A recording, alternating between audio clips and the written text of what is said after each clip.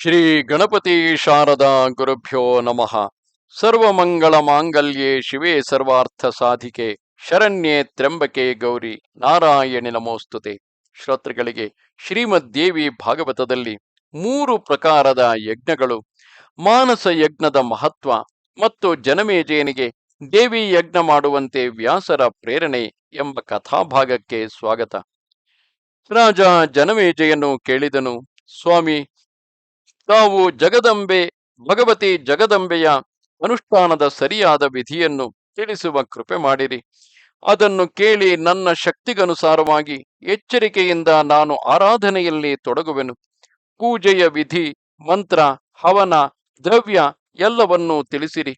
ಎಷ್ಟು ಬ್ರಾಹ್ಮಣರು ಇರಬೇಕು, ಎಷ್ಟು ದಕ್ಷಿಣೆ ಕೊಡಬೇಕು ಎಂಬುದನ್ನು ಹೇಳಿರಿ. ವ್ಯಾಸರು ಹೇಳಿದರು, ರಾಜನೇ, ನಾನು ಭಗವತಿಯ ಯಜ್ಞದ ವಿಧಿಯನ್ನು ವರ್ಣಿಸುವೆನು, ಕೇಳು. ಅನುಷ್ಠಾನ ವಿಧಿಯಿಂದ ಈ ಯಜ್ಞಗಳು ಸಾತ್ವಿಕ, ರಾಜಸ, ತಾಮಸ ಹೀಗೆ 3 ರೀತಿಯದೆಂದು ತಿಳಿಯಬೇಕು. ಮುನಿಗಳಿಗೆ ಸಾತ್ವಿಕ, ರಾಜರಿಗೆ ರಾಜಸ, ರಾಕ್ಷಸರಿಗೆ ತಾಮಸವಾಗಿರುತ್ತವೆ. ಜ್ಞಾನಿಗಳು ಮತ್ತು ವೈರಾಗ್ಯವುಳ್ಳವರಿಗೆ ಜ್ಞಾನಮಯ ಯಜ್ಞ ಹೇಳಲಾಗಿದೆ. ನಿನಗೆ ಇನ್ನೂ ವಿಸ್ತಾರವಾಗಿ ತಿಳಿಸುವೆನು. ದೇಶ, ಕಾಲ, ದ್ರವ್ಯ, ಮಂತ್ರ, ಬ್ರಾಹ್ಮಣ, ಶ್ರದ್ಧೆ ಇವು ಸಾತ್ವಿಕವಾಗಿದ್ದರೆ, ಅರ್ಥಾತ್ ಕಾಶಿಯೇ ಮೊದಲಾದ ಪವಿತ್ರ ಸ್ಥಾನ, ಉತ್ತರಾಯಣದ ಸಮಯ, ನ್ಯಾಯೋಪಾರ್ಜಿತ ದ್ರವ್ಯ, ವೈದಿಕ ಮಂತ್ರ, ಶ್ರೋತ್ರಿಯ ಬ್ರಾಹ್ಮಣರು, ಆಸ್ತಿಕೆ ಶ್ರದ್ಧೆ ಇವುಗಳಿದ್ದರೆ ಸಾತ್ವಿಕ ಯಜ್ಞವೆಂದು ಹೇಳುತ್ತಾರೆ. ರಾಜನೇ, ದ್ರವ್ಯ ಶುದ್ಧಿ, ಕ್ರಿಯಾಶುದ್ಧಿ, ಮಂತ್ರಶುದ್ಧಿ ಇವುಗಳಿಂದ ಯಜ್ಞವು ನಡೆದರೆ ಪೂರ್ಣ ಫಲ ಪ್ರಾಪ್ತವಾಗುತ್ತದೆ. ಇದರಲ್ಲಿ ಸಂದೇಹವೇ ಇಲ್ಲ. ಅನ್ಯಾಯದಿಂದ ಗಳಿಸಿದ ದ್ರವ್ಯದಿಂದ ಮಾಡುವ ಪುಣ್ಯ ಕಾರ್ಯವು ಈ ಲೋಕದಲ್ಲಿ ಪರಲೋಕದಲ್ಲಿ ಕೀರ್ತಿಯನ್ನು ತರುವುದಿಲ್ಲ. ಅದರಿಂದ ಯಾವ ಫಲವೂ ಸಿಗುವುದಿಲ್ಲ. ಆದ್ದರಿಂದ ಈ ಲೋಕದಲ್ಲಿ ಕೀರ್ತಿ ಮತ್ತು ಪರಲೋಕದಲ್ಲಿ ಸುಖ ಪಡೆಯಲಿಕ್ಕಾಗಿ ನ್ಯಾಯದಿಂದ ಗಳಿಸಿದ ಧನದಿಂದಲೇ ಸದಾ ಪುಣ್ಯ ಕಾರ್ಯ ಮಾಡಬೇಕು. ಅನ್ಯಾಯೋಪಾರ್ಜಿತೇನೈವ ದ್ರವ್ಯೇಣ ಸಕೃತಂ ಕೃತಂ ನ ಕೀರ್ತಿರಿಹಲೋಕೆ ಚ ಪರಲೋಕೆ ಚ ನ ತತ್ಫಲಂ.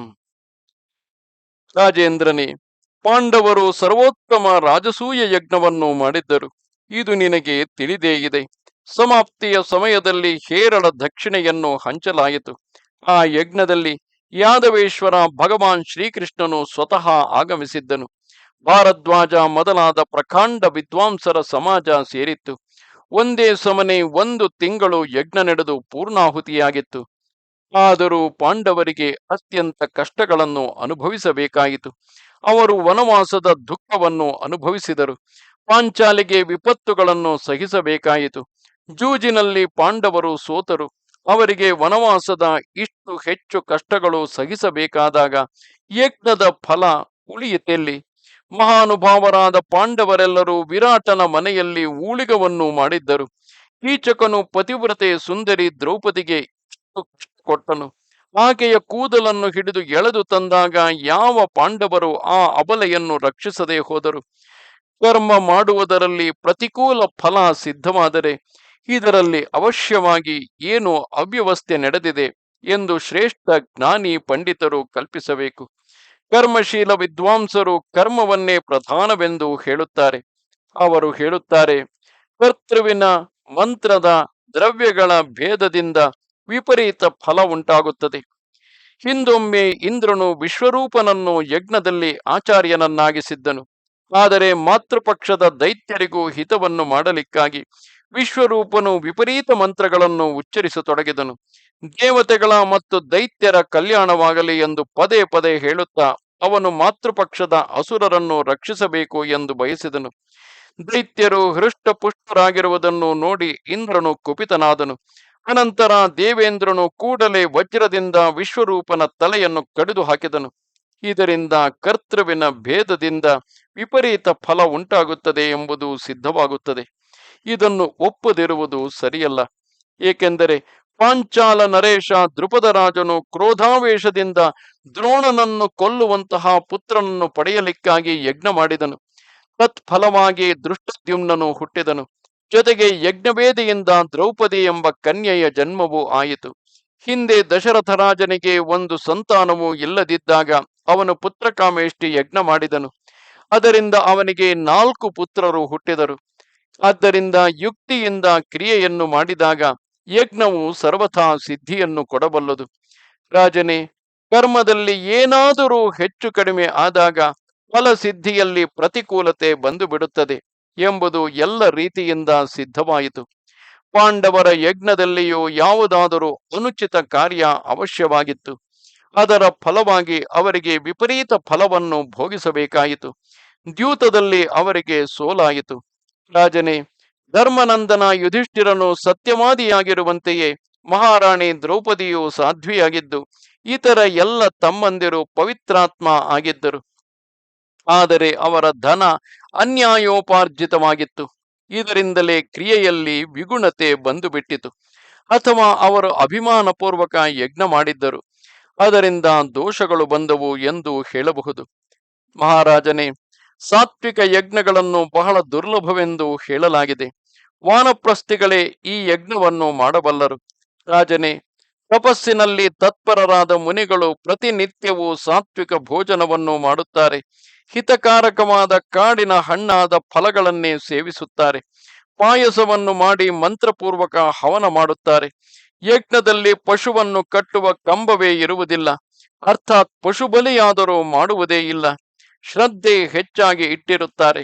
ಅಂತಹ ಯಜ್ಞಗಳನ್ನೇ ಪರಮ ಸಾತ್ವಿಕವೆಂದು ಹೇಳಲಾಗಿದೆ.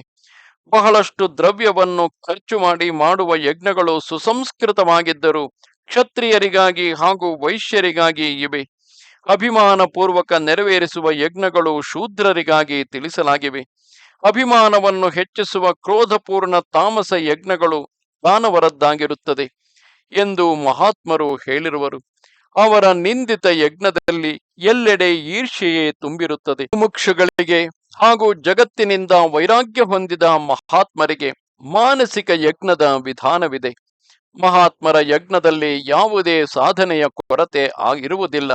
ಏಕೆಂದರೆ ದ್ರವ್ಯ, ಶ್ರದ್ಧೆ, ಕ್ರಿಯೆ, ಬ್ರಾಹ್ಮಣ, ದೇಶ ಮತ್ತು ಕಾಲ ಇವೆಲ್ಲ ಸಾಧನೆಗಳಿಂದ ಯಜ್ಞವು ಪೂರ್ಣವಾಗಿರುತ್ತದೆ.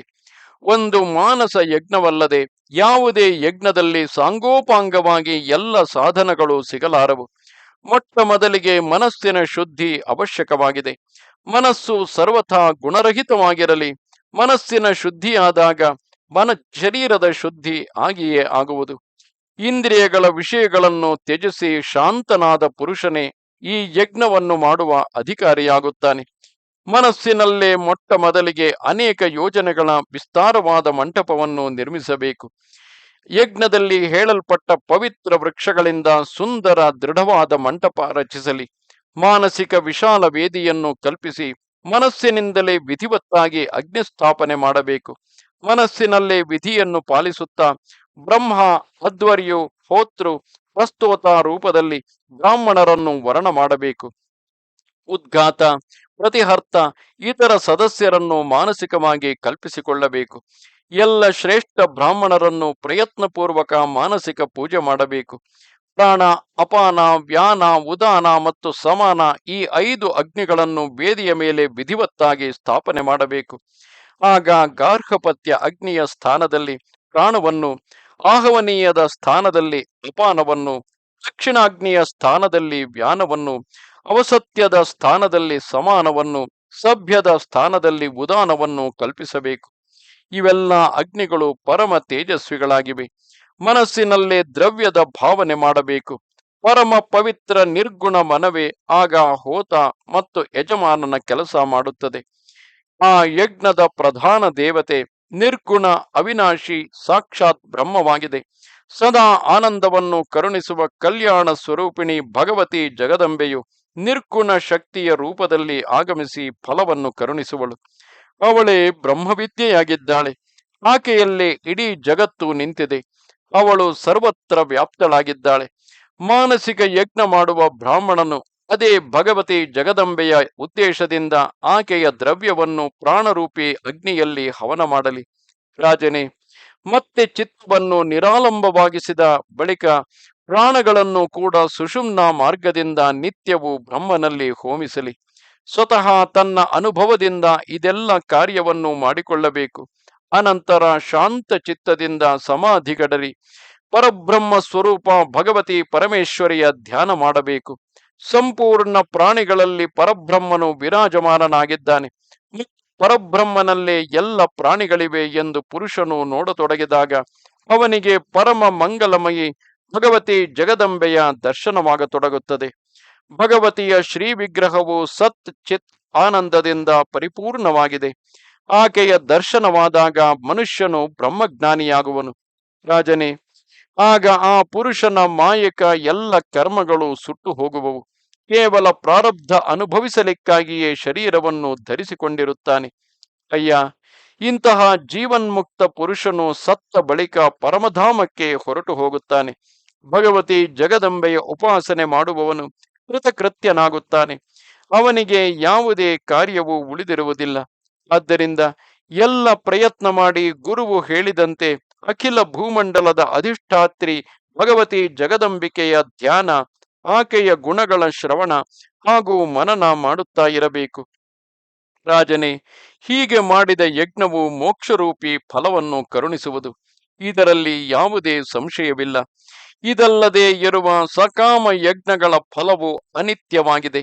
ಸ್ವರ್ಗದ ಕಾಮನೆಯುಳ್ಳ ಪುರುಷನು ವಿಧಿಪೂರ್ವಕ ಅಗ್ನಿಷ್ಠೋಮ ಯಜ್ಞವನ್ನು ಮಾಡಬೇಕೆಂದು ವಿದ್ವಾಂಸರ ಮತ್ತು ವೇದದ ಆಜ್ಞೆಯಾಗಿದೆ.